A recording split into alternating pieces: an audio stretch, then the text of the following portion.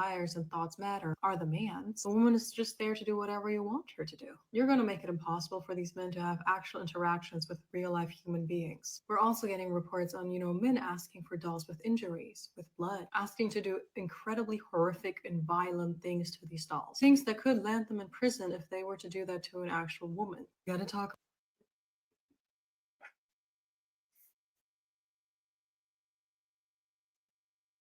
It's 2025. There's a large number of men, large number of women. Either they're complaining that there aren't enough men or there aren't any good men, or the men are giving up. They're finding other ways and other means to find love, attention, affection. Um, Technology has come a long way since we've all grown up on this big ball of dirt. What are your initial thoughts on this video and just where we are as a society with this?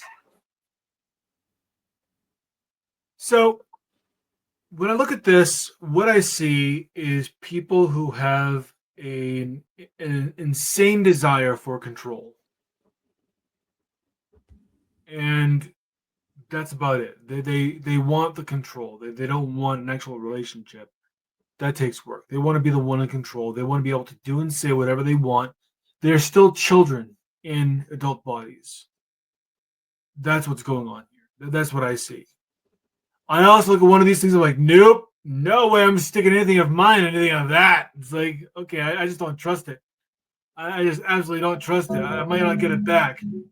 I'm not willing to make that to take that risk. Nope, nope, nope. I'll stick to human beings. Thank you very much. I didn't even think of that. But yeah, it's like okay, yeah. Mouths can open, mouths can close, and yeah, doesn't matter what's in there, it's gonna close. So I'm I get that it's an escape. It's it's an opportunity for people to just kind of like fantasize. The problem is when they see the fantasy as the reality, and then they mistake the two. And that's we have a population of people. Obviously, there's enough of them because this is now a thing where people desire this kind of thing. And okay, you won't see me do that kind of thing. You won't see me interact with people like this. It's not my jam. But yeah, that's all I got. Yield the mic.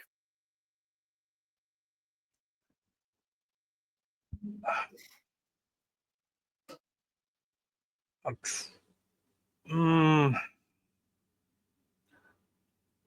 I think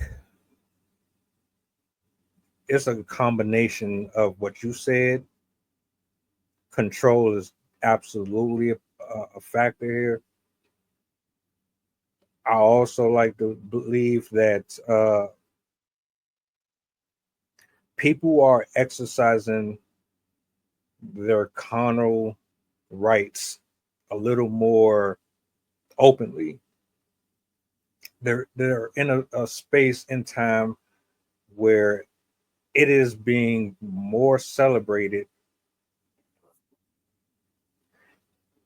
to be weird, to be overly sexual, without there being a lot of accountability for it.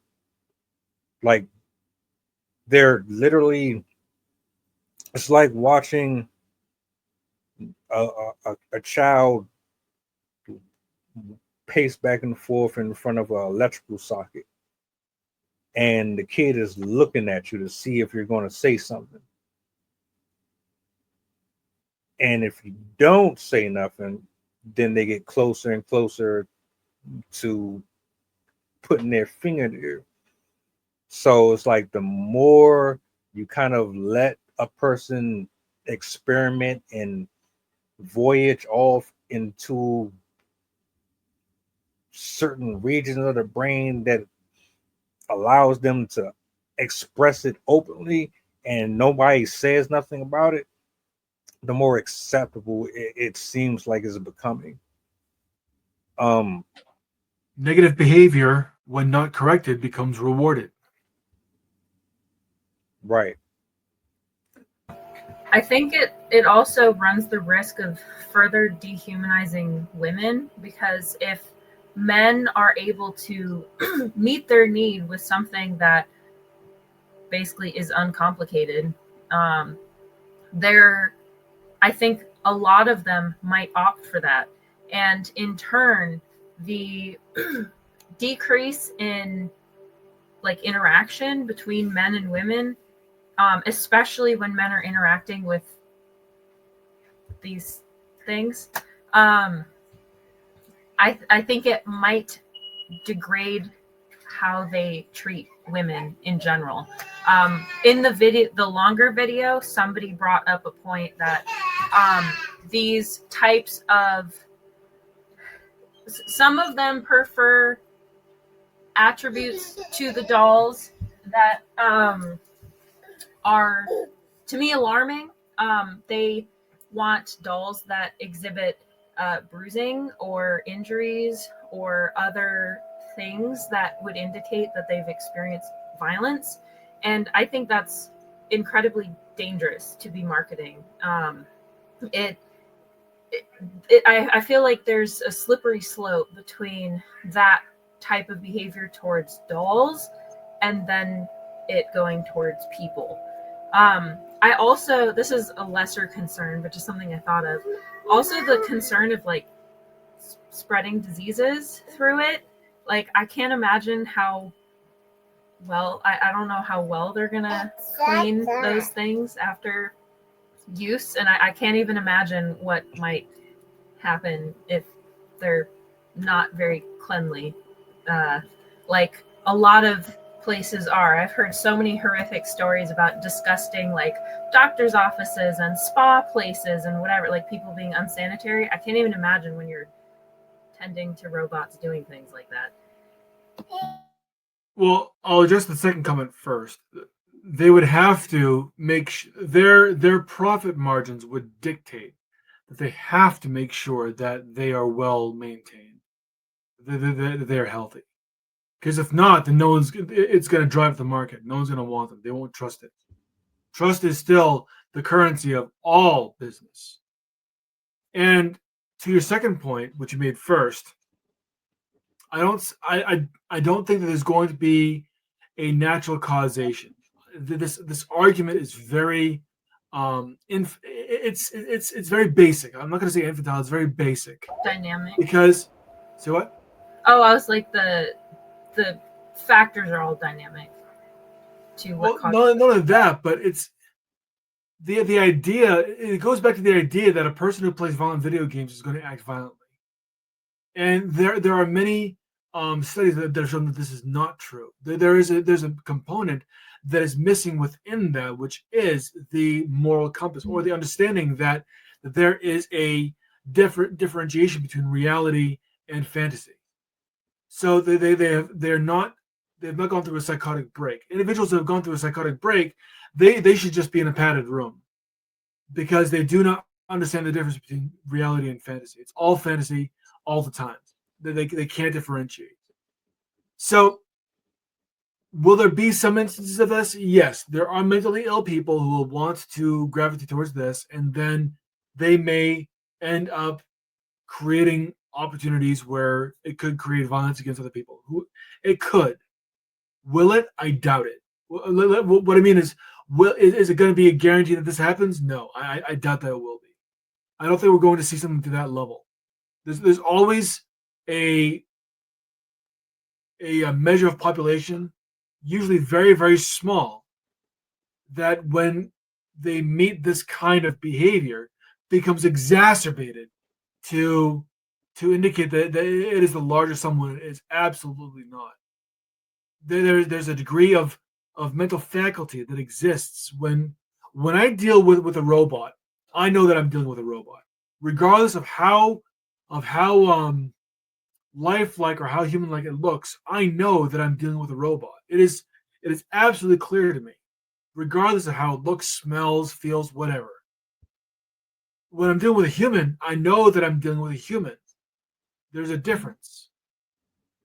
If people are going to try to foist the same kinds of behaviors of robots onto people, yes, you're going to see predatory behavior, but there are laws to protect people from that. And that's another thing that we have to consider. People are fear-based, and they are going to fear the judgment and punishment that comes from acting violently or negatively towards other people. So will there be some of this? Yes. Is it guaranteed? No. I yield the mic. I also heard somebody make a point in the video about it like affecting how men view consent. I was curious how you thought about that. Well, hold on a second, because I wanted to address the elephant in the room.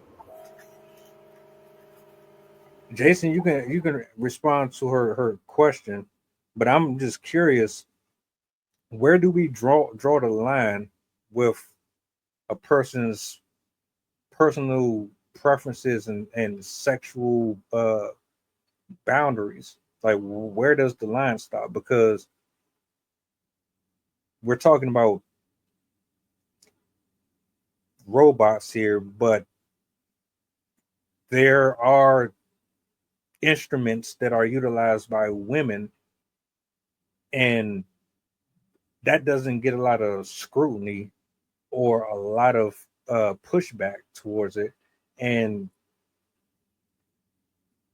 it's like, all right, so there's nothing weird or strange about someone using a male appendage that is artificially manufactured, but there's an issue with a guy using something that is in the image of a woman. Where's the line drawn? Where do we say, all right, this is too much? Because if you're going to say that there's an issue with the robot, then we should be saying there's an issue with the anal beads and all that other weird shit too. I think that has a lot to do with the uncanny valley type of thinking, where mentally a lot of people feel very uncomfortable by inanimate objects that very closely resemble living people and living beings. So I feel like that might be one of the things. Also, I feel like there is a difference between a appendage and the whole entire being, complete with talking and emotions and all that stuff. It just seems, I don't know. To me, I feel it's very dystopian. It's not real emotions, and that's what we have to understand. This is simulated emotion. It's simulated empathy, and we'll only be able to go so far. I don't care how good a computer is; it will never, ever, ever, ever, ever be able to understand the full context of human emotion and human connection. It's impossible, and thank God for that, because that could actually cause a different set of problems. Now, to answer your question, Sydney, this actually, I like this question from you about the idea of consent, because this could actually create some kind of problem, depending very heavily on how the companies approach this issue also, where they remind people this is a robot, this is not a real human being, and that's done within this is based on the idea that you have complete autonomous control over what happens, unlike with a human connection. That has to be drilled in. I actually see a very different problem here, and it's one that I don't think many people are going to want to raise. These companies obviously are not going to want to raise. And that's the idea of hedonism. The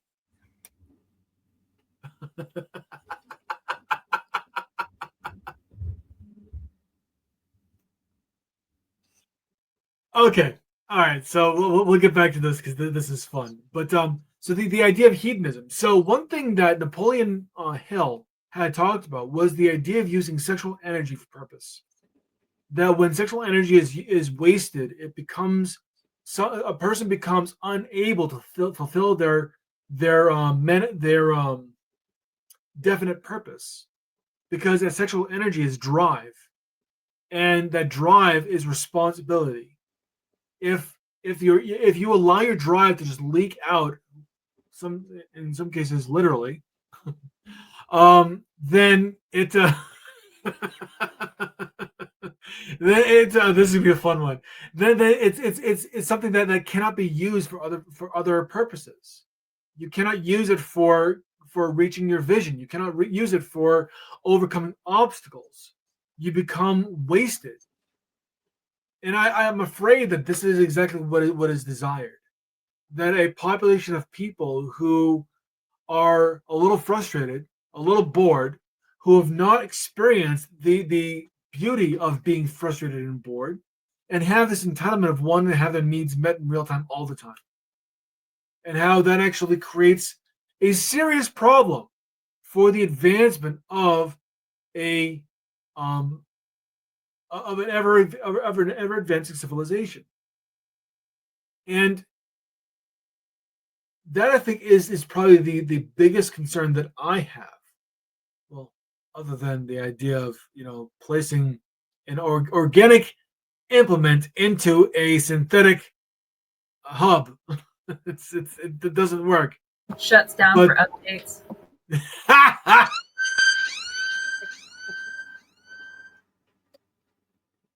She can be quiet. I'm kidding. But yeah, it's as far as getting back to what we're talking about here, which is actually kind of funny. The whole idea of understanding nuance is really important. I think you're going to find that people are going to get very bored with these things very fast, and it's going to be we're looking at just another escape opportunity rather than dealing with core issues. Eventually, people will be like, well, we have no choice but to deal with these issues because we are creating so many opportunities for escape, and they aren't working. People are still as fucked up as they were before. And there's nothing we're doing that is actually making any kind of benefit or any kind of real impact to change the behaviors. It's a market that absolutely works. I mean, be honest with you. I mean, you have people who deal with animals. You have people who deal with feet. You have people who like to get defecated on. There's a market for everything. People like what they like. How do you unprogram that? How do you sit there and tell someone it's not normal to get crapped on? It's not normal to get urinated on. No. Jason, are you telling me that you're going to physically stand by every single abnormal thought that a person has and smack them on the hand and tell them no?